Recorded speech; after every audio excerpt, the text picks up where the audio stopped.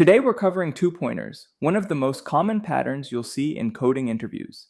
The idea is simple. You use two pointers that move through a data structure, usually an array. Depending on the problem, they might move in the opposite direction, same directions, or at different speeds. The key is figuring out when and how to move each pointer.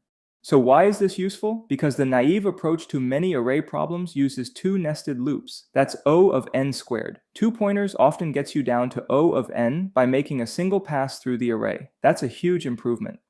Let's look at the main types. First, opposite direction. One pointer starts at the beginning, the other at the end, and they move toward each other. Two-sum sorted is the classic example. Given a sorted array and a target sum, find the indices of two numbers that add up to the target. For example, given the array 2, 3, 4, 5, 8, 11, 18, and target 8, the output is indices 1 and 3 because 3 plus 5 equals 8.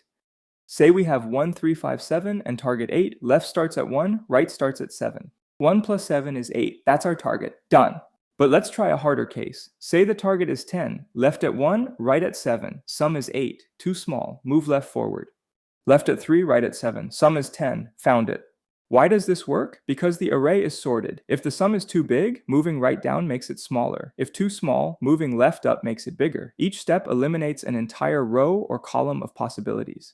Now let's look at the actual code for two-sum sorted. The function takes a sorted array and a target value and returns the indices of the two numbers that add up to the target. First, we set up two pointers. L starts at the beginning, index 0. R starts at the end, the last index of the array. Then we loop while L is less than R. Inside the loop, we calculate the sum of the two elements at the left and right pointers. If the sum equals the target, we found our pair. Return the two indices. If the sum is too small, we move the left pointer forward. Since the array is sorted, this increases the sum. Otherwise, the sum is too big, so we move the right pointer backward to decrease the sum. If the loop ends without finding a pair, we return an empty list. That's the entire algorithm. We also provide an algorithm visualizer for this problem. Here you can see the visualizer. You can type in your own input at the top, the array, and the target value.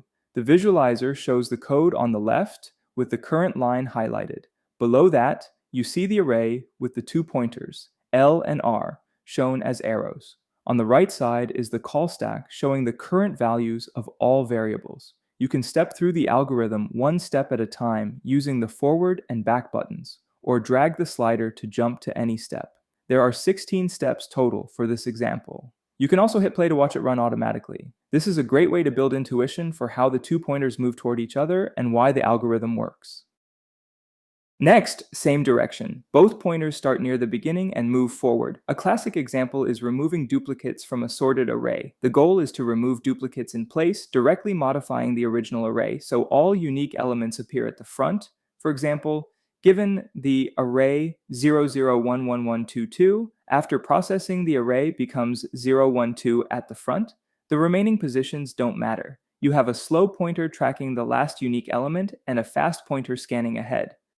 Let me walk through it. Say we have 11223. Slow starts at index 0, fast starts at index 1.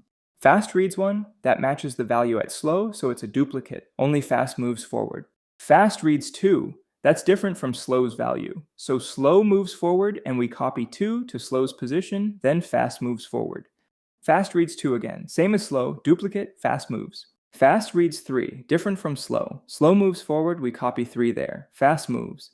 Fast is past the end. We're done. The array has been modified in place to 1, 2, 3 at the front. Now, let's look at the code for remove duplicates. The function takes a sorted array and returns the count of unique elements. It also modifies the array in place, so the unique elements appear at the front. We start with slow at index 0. Then fast iterates through the entire array using a for loop. Inside the loop, we compare the element at fast with the element at slow. If they're different, that means we found a new unique value. So we move slow forward by 1 and copy the value from fast to that position. If they're the same, it's a duplicate, and we just skip it. Only fast moves forward. After the loop, slow is pointing at the last unique element. So we return slow plus 1 to get the total count. That's only 7 lines. The key insight is that slow always marks the boundary of the unique portion of the array, while fast scans ahead to find the next new value. Next up, sliding window. This is a variant where both pointers move in the same direction, but you care about the entire range between them. You track some property of the window and update it as you expand or shrink. Longest substring, without repeating characters, is a classic. Given a string, find the length of the longest substring with no repeated characters. For example, given the string ABC, the answer is 3 because ABC is the longest window with all unique characters. We use a set to track what's in the window. Write expands by adding characters to the set. When write hits a character that's already in the set, the window is invalid, so we shrink from the left, removing characters one by one until the duplicate is gone. Let me walk through the full example. Left and right both start at index 0. The set is empty. Right reads A. Not in the set, so we add it. Set is A. Window length 1, max 1. Right moves to B. Not in the set, add it. Set is a B. Window length 2, max 2. Right moves to C. Not in the set, add it. Set is a BC. Window length 3, max 3. Now right hits the second C is already in the set, so the window is invalid. We need to shrink from the left until C is gone. Remove A from the left. Set is BC. C is still there. Remove B. Set is C. Still there. Remove C. Set is empty. Now we add the new C and move on. Set is C. Window length 1. Max is still 3. Right moves to A. Not in the set. Add it. Set is CA. Right moves to B. Not in the set. Add it. Set is CAB. Window length 3. Tying the max. Right hits the last character, C again. C is in the set. Shrink from the left, remove C, and now C is gone. Add the new C. Set is a BC. Window length 3. Right is past the end. We're done. The answer is 3.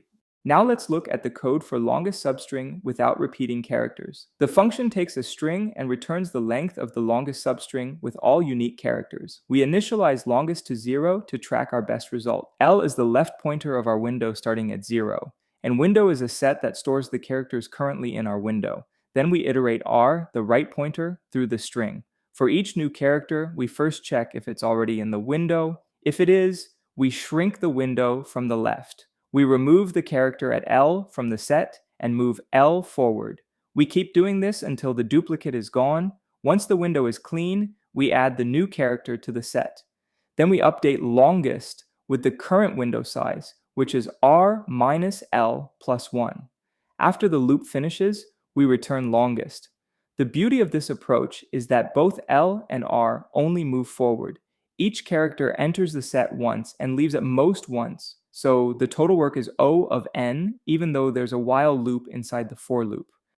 One more thing. Two pointers isn't limited to arrays. It works on any iterable structure. Linked list cycle detection uses two pointers moving at different speeds. Given a linked list, determine whether it contains a cycle. For example, if nodes go 0, 1, 2, 3, and node 3 points back to node 1, there's a cycle and the output is true. The slow pointer moves one step at a time, the fast pointer moves 2. If there's a cycle, they'll eventually meet. If there's no cycle, the fast pointer hits the end. That's Floyd's cycle detection algorithm. Finally, let's look at the code for linked list cycle detection. At the top, we have a simple node class with a value and a next pointer. There's also a helper function node, next, that returns the next node or the node itself if next is none. This prevents the pointers from going past the end. The main function is hasCycle. It takes the head of a linked list and returns true or false. We set up two pointers. Tortoise moves one step forward, hare moves 2 steps forward. This is Floyd's cycle detection algorithm. Then we loop while tortoise and hare haven't met, and hare still has a next node. Inside the loop, tortoise takes 1 step and hare takes 2 steps. If there's a cycle, the hare will eventually lap the tortoise and they'll land on the same node. If there's no cycle, the hare reaches the end first. After the loop, we check if hare.next is not none. If hare reached a dead end, there's no cycle. If hare stopped because it met the tortoise, there is a cycle. Time complexity for two pointer solutions is typically O of n. You're passing through the data once or twice with both pointers combined. Space is usually O of 1, since you only need a couple of pointer variables. Found this useful? Master key interview patterns at AlgoMonster and land your dream job.